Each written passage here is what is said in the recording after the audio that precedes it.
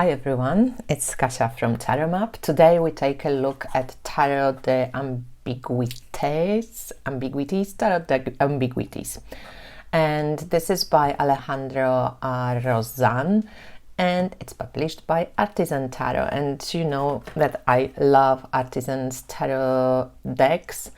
I have Jean Dodel, Jean Noble, Conver. They reproduce traditional Tarot de Marseille and traditional tarot decks, and this one is based or inspired by traditional tarot decks, but it is reimagined and kind of made into this crazy, cool, funky conglomerate of mixed images and swapped images and so on. So I just want to share this with you. I have my morning coffee here,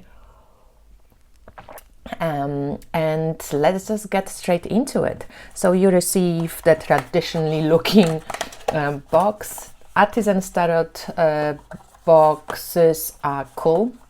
This is regular tarot size. Let me just check. This is the kind of standard US games.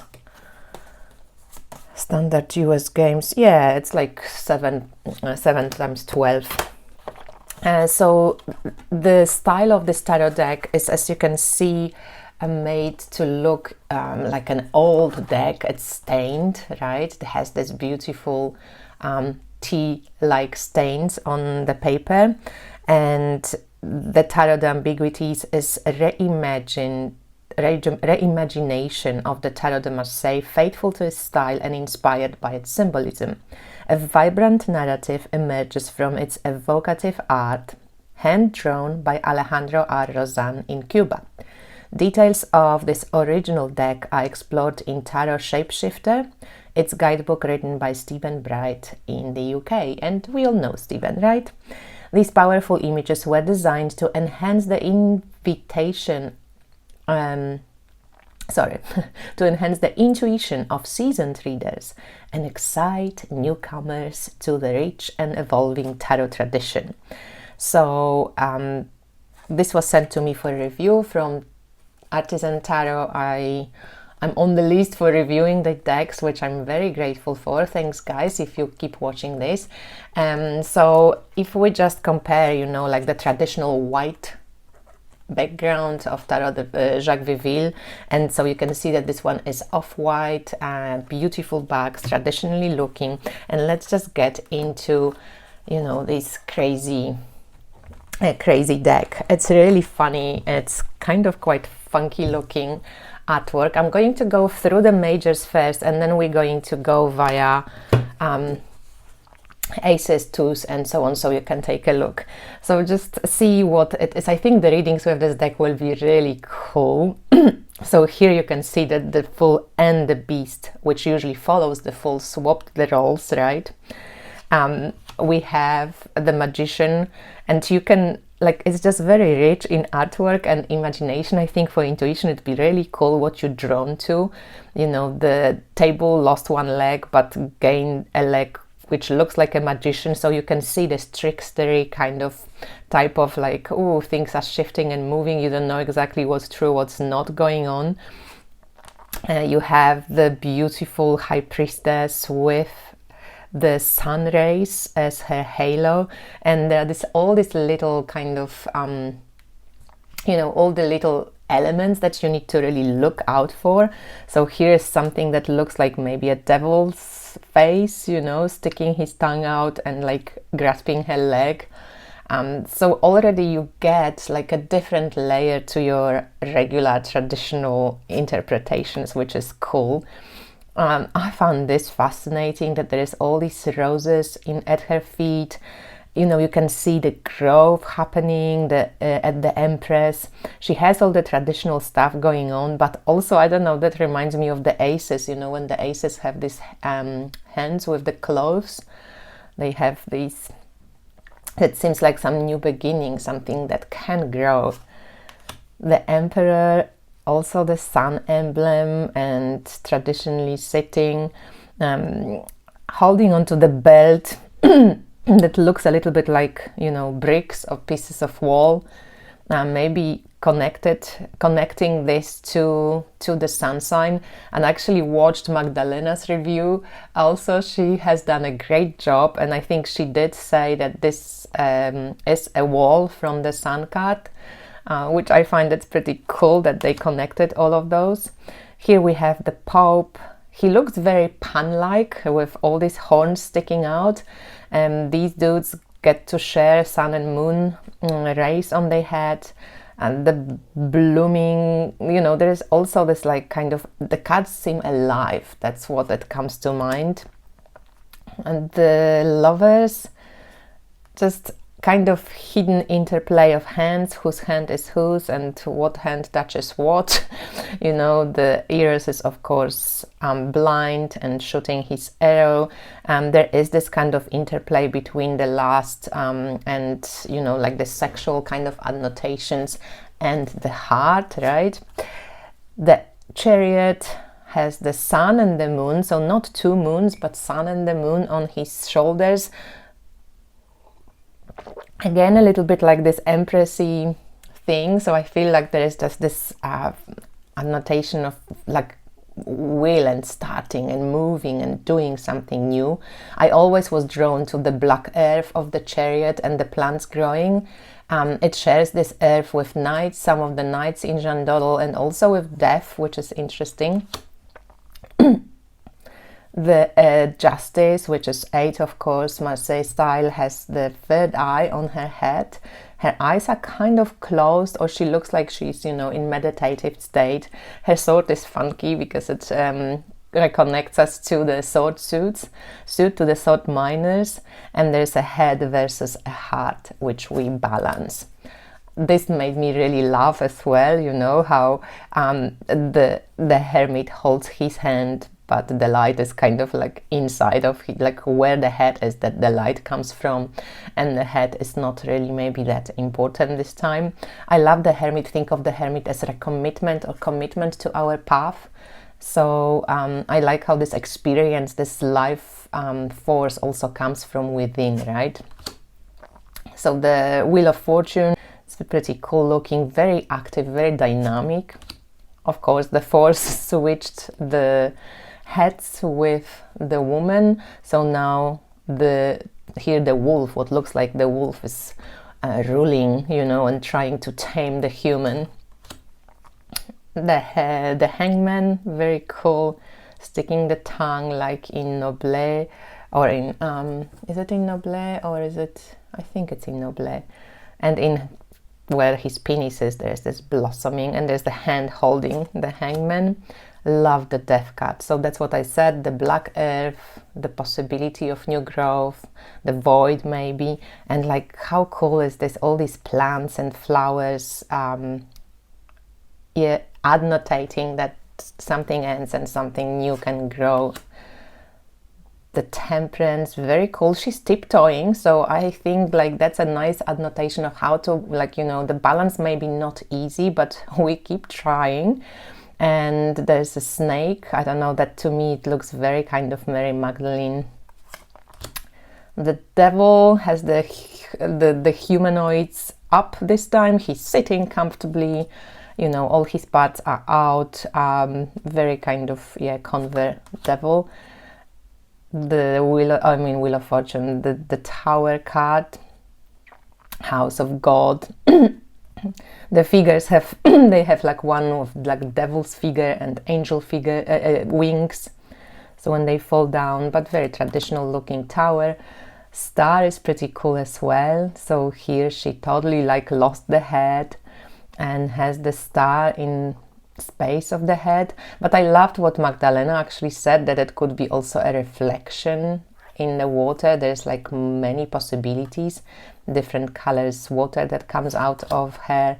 La Luna, oh, the moon is awesome because it actually turned into a person, like a woman, and I love the kind of dog with the mermaid tail or fish tail. The crab is where the reproductive system is as well, where the belly is, and Cancer is connected to the breast and to belly, to nurturing. So it's pretty cool. the sun mixes the traditional Marseille and the Viville tarot, but in Viville there is like the, is this a young woman? Is this a baby in Viville? Let's just check quickly. Or is it an old man in Viville's sun? No, it's kind of like a man, so it's not old, it's not a baby, but yeah, it's going the other way, but it's, you know, it's definitely annotation to this card. And then we have the Judgment. So the angel's head changed for the head, which usually is here, and we see this figure backwards, but here they all praying and they all are raising. And the world is really cool because we have 4 suits, elements of Orpheus suits, and all the 4 elemental beasts, fixed beasts like Bull and Leo and Aquarius and Scorpio, within the world, like moving forward. So these are the majors. I think they're really, really cool. And now let's move with the minors. So here we have the 4 aces. What they changed here is that the names actually of the, oh, I don't have the names here. I thought, yes, there is, on the names are on the court cards. So there is legs or feet, hearts, heads, and also hands. So they body parts. So here we have all the aces, okay? So we have the hands for the swords, the legs for the wands, hearts for cups, and heads for coins. And looking very, very cool. I really like it. And then the twos. So you have the elements of the aces, of course, multiplied. So you have the hands holding the swords, you have 2 feet on the wands, you have the hearts in the cups, and you have 2 heads with traditionally, you know, the name of the tarot deck. And then we have 3. So you can see that the positioning of the pips is exactly as it is in traditional Marseille tarot decks. You just get this funky look and the overflowing of colors. It just looks really amazing. It looks really cool. And then you have the 5 of swords, 5 of wands with the 5 feet, 5 of hearts, and 5 of heads. And here also Magdalena was noticing that this is, you know, like devil from Viville, there's a fool, there are some probably kings, and this is emperor, maybe there's some pages or stuff in the head. So he used, Alejandro used, you know, the plants and the imagery of Tarot de Marseille itself to recreate and like reimagine this, but you know, you can see that they actually come from Tarot de Marseille decks. So this is 6s, you have 6 legs, and then we have 7 of swords, we have 7 of wands, 8 of wands, and 7, we all in the 7 7 of cups, 7 of wands, 7 of coins. So this is 8 of swords, 8 of wands, 8 of cups, and 8 of pentacles, and it's 9 of swords. It's so cool with these hands. 9 of wands, all the feet like and 9 of cups and 9 of pentacles, and then we into 10s, 10 of swords, 10 of wands, 10 of cups, and 10 of coins. And now if we want to just move into the court cards, that's where we get also the names. So we have valet, so the pages, and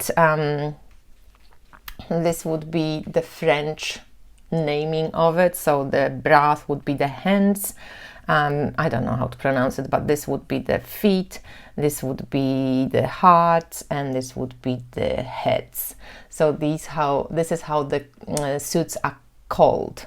I like how he just put the name of the suit on the side here. So yeah, he's scratching his head, his foot is like really ready to go, his heart or his cup is overflowing with all this, you know, heartfelt emotions, and he's really like holding the head and looking at each other. That's really cool. The blood is dripping from both of these feminine kind of suits, and yeah, there's another head here, so it's pretty cool.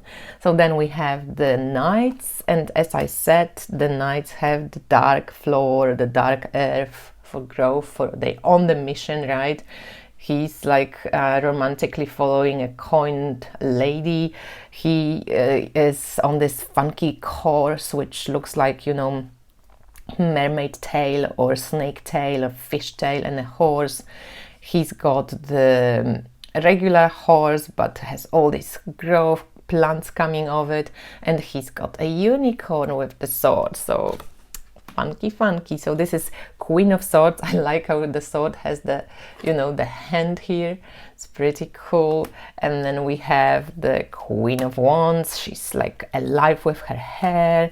We have Queen of Cups with her heart just like, you know, giving this huge vibe from the heart chakra, and Queen of Coins looking kind of at herself in the mirror. And then we have Kings. So King of Swords, King of Wands, which is really funny because he, you know how we often say that the baton of the King of Wands looked like a pen or pencil. So here he has this sharp finish, and he had his foot, this blood like dripping from his foot, but he is not affected. He's looking towards the future. They all look towards the future, together with the King of Pentacles, who holds his head, or, you know, a head here in the... So these are the court cards with the changed names.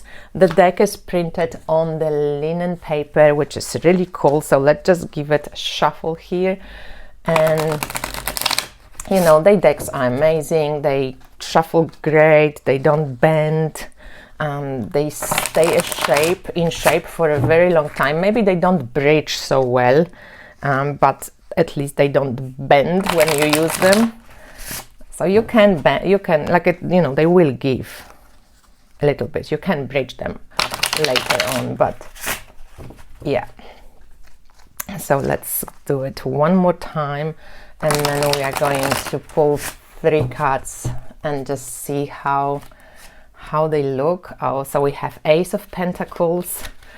You know, it's wonderful that like you can get with your imagination, because it could be about speech, it could be the words you're using. Do they let you grow? Do they let things in your life blossom? There's this blood dripping as well, you know, there's life force coming, so there's something new. And then we have that inspired Queen of Wands, which she is kind of like grasp that initial manifestation seed and wants to maybe make it grow. She's inspired to grow it, and what happens?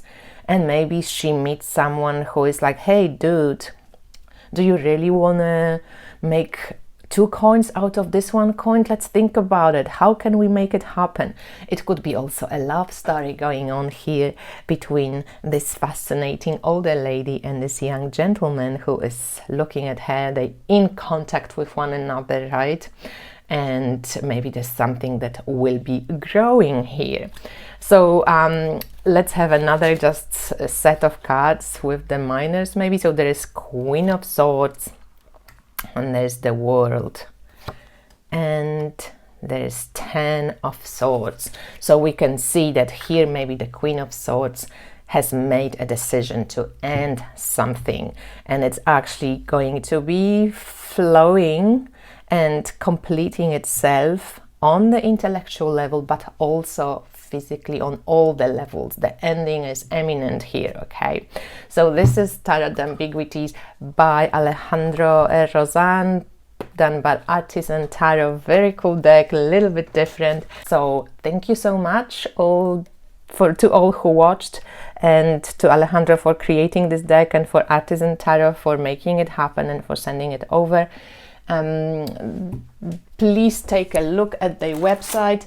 They also, like I think Magdalena showed it as well, they also have online lectures with Enrique Enriquez, Alejandra Rozan, Stephen Bright, Manzilla. So you can take a look at their website. There is this postcards that you can also get with your decks. I also have Tarot de Marseille class for beginners if you want to just go into how to connect the majors, how the archetypes go from one to another, how to read the minors in a story, you know, that there is what connects them. I go through them numerologically, so you can also get this kind of more technical numerological point of view, but also how Enrique Enriquez teaches and some other teachers that I studied with. And there's pins on their websites as well. So this is on Jacques Viville. Based on Jacques Viville, you can put it on your bag. So yeah, Artisan Tarot. They on Discord as well. Take a look and thank you. I hope you enjoyed it. And this is a brilliant, brilliant deck with the Tarot de Ambiguities. Bye!